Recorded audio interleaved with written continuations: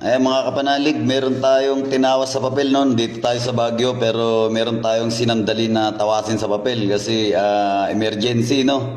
Meron na siyang cancer, stage 3. Tapos biglang nag-stage 4 daw.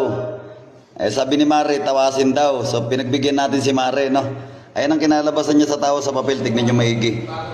Tignan niyo yung dulo ng ballpen ha. Ayun yung mata oh. Mata, ilong, bibig, naka-side view no. Bibig, ilong, mata. Lalaki yan. Lalaki nasa front pero yung dito sa gilid makikita mo yung matanda na mangkukulam. Ayun yung mata oh. Mata, mata, ilong, bibig. Bibig, ilong, mata, mata. Bali dalawa sila no. Lalaki naka-front tapos ang mangkukulam yung nasa gilid. Ayun oh, mangkukulam. Babaeng mangkukulam tapos may lalaki rito. Ayan.